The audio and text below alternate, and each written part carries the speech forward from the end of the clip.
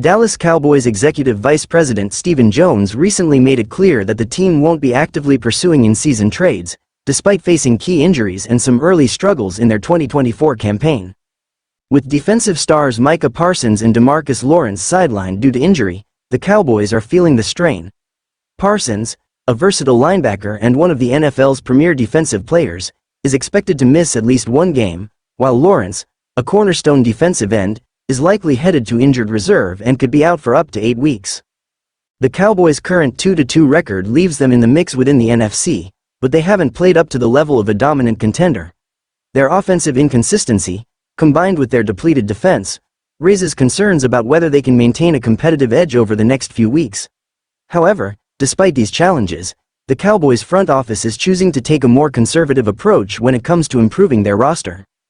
In an interview with K&C Masterpiece on 105.3 The Fan, Jones stated that the Cowboys would be keeping their lines of communication open around the league but emphasized that they won't be the ones initiating trade discussions.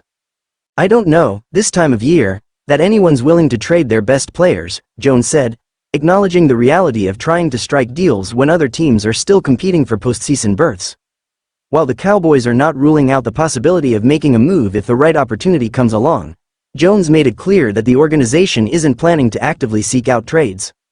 This approach is a stark contrast to the Cowboys' bold midseason move in 2018, when they traded a first-round draft pick for wide receiver Amari Cooper.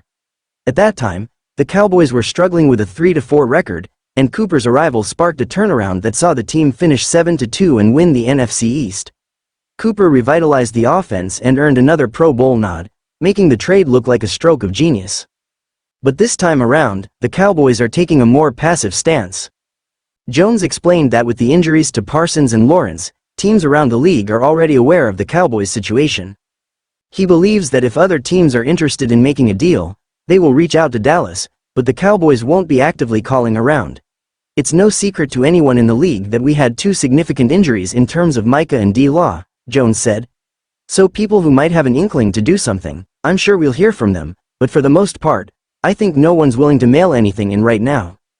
The Cowboys face a daunting stretch of games over the next 8 weeks, with 7 of their opponents having a combined record of 17-10 as of this writing.